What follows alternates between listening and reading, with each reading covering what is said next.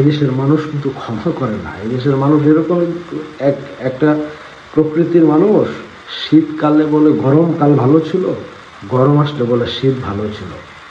ধরেন আওয়ামী লীগ তো দোষের অভাব নাই। আওয়ামী লীগ ছাড়া আর বাকি সবাই কাকার মসজিদের ইমাম সাহেব খুব ভালো যায়। অনেক দিন তো কেটে গেল, মানুষের অরিজিনাল চেহারাটা সামনে আসতে তো একটু সময় লাগে। তো যেহেতু 5 মাস চলে গেছে, চলেন আমরা কিছু বিষয় নিয়ে আলোচনা করি কম্পারেটিভলি, তুলনামূলকভাবে। ধরেন আজকে 5 মাসে যদি জনকে শেখ হাসিনা থাকতো, তাহলে কতগুলো নতুন প্রকল্প হইতে পারত, কতগুলো রাস্তা হইতো, ঘাট হইতো, ব্রিজ হইতো, কালভার্ট হইতো। এটা একটু চিন্তা করেন। 1 নম্বর, কয়েকদিন আগে প্রধান উপদেষ্টার প্রেস সচিব আওয়ামী লীগের সমালোচনা করতে যে বলল যে শেখ হাসিনা যে রাষ্ট্রীয় খরচে 560টা মডেল মসজিদ করেছে, এটা নাকি ঠিক করে না। 560টা মডেল মসজিদের নাকি দরকার নাই। আচ্ছা, ঠিক আছে। শেখ হাসিনা পদ্মা সেতু করেছে, কর্ণফুলী টানেল করেছে, মেট্রো রেল করেছে, আন্ডারপাস করেছে, ওভারপাস করেছে, ব্রিজ, কালভার্ট, রাস্তা, স্কুল, কলেজ, সারা বাংলাদেশের সকল প্রাইমারি স্কুল এক ধরনের বিল্ডিং করে 3 তলা 4 তলা করে দিয়েছে। তো এগুলি নাকি শুধু টাকা নেওয়ার জন্য করেছে। এটা বর্তমানে যারা দায়িত্বে আছে তারা বলার চেষ্টা করে। আমার কথা হচ্ছে 5 মাসে আপনারা কিছু করেন, পুরা টাকা নেন, অথবা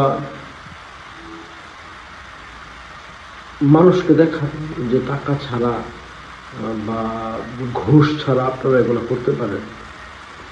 একটা কাজ করতে পারছেন 5 মাসে? কোনো জায়গায় একটা পাবলিক টয়লেট বানাইতে পারছেন 5 মাসে? পারেন না। আজকে ওইদিকে আলোচনা করব না, আজকে অন্য আরেকটা বিষয় আলোচনা করি। দেখেন,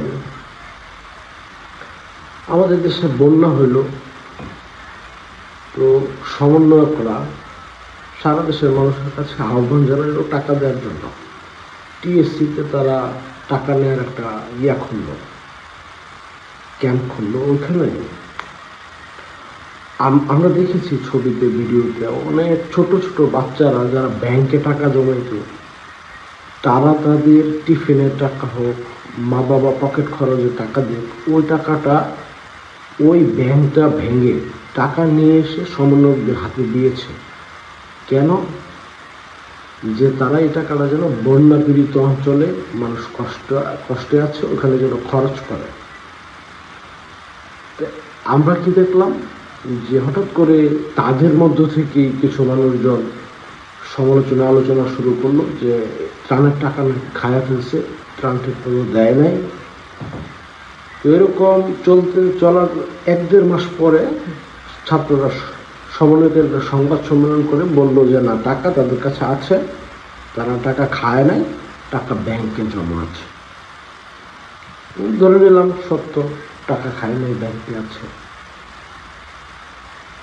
আচ্ছা, এই ছোট্ট ছোট্ট বাচ্চারা ব্যাংক ভেঙে তাদের জমানো টাকা কি সমন্বয়কারীদের ব্যাংক অ্যাকাউন্টে রাখার জন্য জমা দিয়েছিল, নাকি এই টাকা দিয়ে বন্যা দুর্গত মানুষের পাশে দাঁড়ানোর জন্য দিয়েছিল? বলেন তো।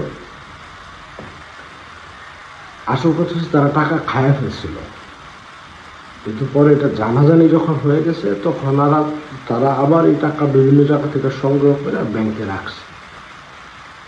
আপনারা একটু চোখ বন্ধ করলে এটা প্রমাণের দরকার নেই, এমনিই বোঝা যায়। দেখেন এই সমন্বয়কারীরা তারা কি করছে। তারা প্রায় বেশিরভাগের গ্রামের বাড়ির চিত্র আমরা দেখছি, তারা বেশিরভাগই খুব গরিব পরিবারের সন্তান। তাদের আন্দোলনের সময় তাদের মোবাইল ফোন আমরা দেখছি, এখন তাদের মোবাইল ফোন আমরা দেখতেছি। আন্দোলনের সময় তাদের পোশাক আশাক আমরা দেখছি, এখনও তাদের নতুন পোশাক আশাক দেখতেছি। তো আপনি দেখবেন যে তারা সবাই রিক্সাতে চলতো, এখন সবাই গাড়িতে চলে। আসিফ একজন উপদেষ্টা, ওই দিন দেখলাম অ্যাডিডাসে 30,000 টাকা দাম জুতা পরে করতেছে। তো তারা না বৈষম্যহীন একটা সমাজ করবে, সবাইকে বলল, স্বপ্ন দেখাইল, তাদেরকে তো সবাই বিশ্বাস করছে। তাদেরকে কি বিশ্বাস করছে দামি ঘড়ি, দামি ক্যাটস এগুলা পরার জন্য, দামি 2 লাখ টাকা দামের মোবাইল ব্যবহার করার জন্য কি আপনারা সাধারণ মানুষরা তাকে বিশ্বাস করে তাদের কাছে সব কিছু দিছিল? তারা এখানে কি প্রতারণা করছে বলে আপনার মনে হয় না? একটা জিনিস দেখেন, তারা আন্দোলন করলো, খুব ভালো কথা, শেখ হাসিনা সরকার তার মন্ত্রীদের বিরুদ্ধে অন্যায় করছি আমরা আমাদের বিরুদ্ধে। তো তারা